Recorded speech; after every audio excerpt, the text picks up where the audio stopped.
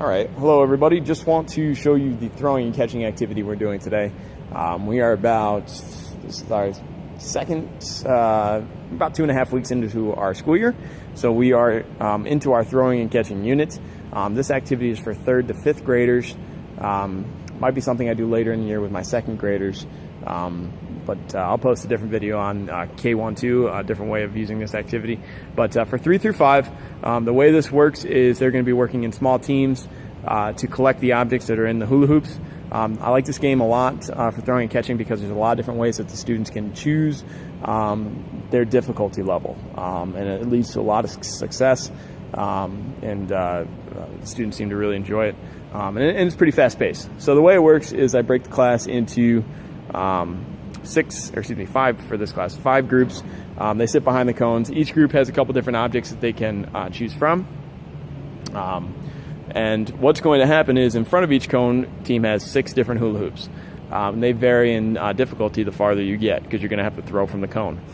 So the student who is first in line is going to jog out and choose a hula hoop to stand in.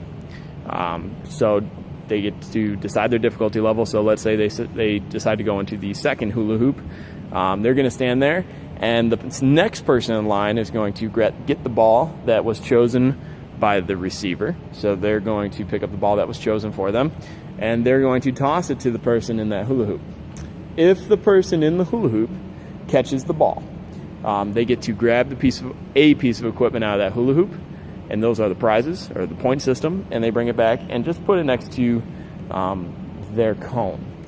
And then they come back and go to the back of the line and wait for their turn, and they will be the quarterback or the thrower before they are the receiver again.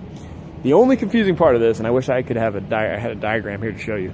The only confusing part, if you do this to recommend to your students, is expressing that when they return from the hula hoop with the ball, whether they caught it or not, they have to hand it to the 2nd person in line.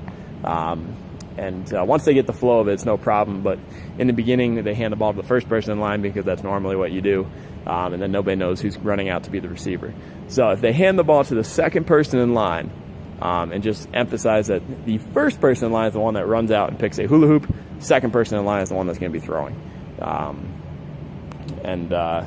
Once they get that, it's really, there's no issues. But so they run out, choose which hula hoop they want to stand in. Person here throws it. If they catch it, they can grab a piece of treasure and bring it back, put it next here, and go to the back of the line.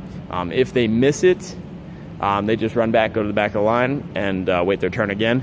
My rules for catching, and obviously you can vary this any way you would like, depending probably on how your floor is and things like that. I say that they have to keep 1 foot in the hula hoop when they catch it. You can do 2 feet and pretend it's like a sideline catch for football. But I tell them if they fall down or step with both feet out, it does not count. It just kind of keeps them from diving because they all immediately think they're NFL wide receivers, so they all want to dive. So make sure you emphasize that there is no diving for this activity. If you're looking for a student choice activity, this is good because there's 2 options for them.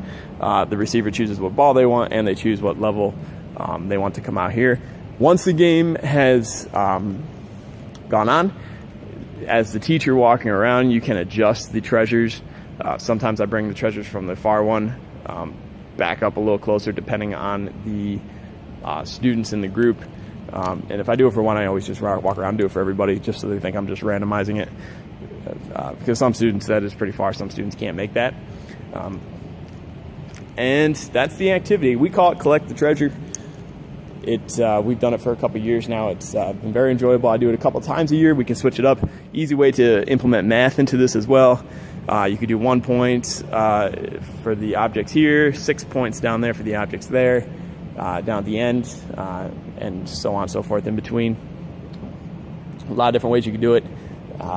That's up to you. But feel free to use this. It's a great throwing and catching activity to also get students, if you want to show them how to do a relay line, this is good. Most importantly, adjust your groups. You really want a max of 4. 3 is perfect. 2 is a very high aerobic activity for this. If you have enough equipment to do 2 in a row, it is awesome.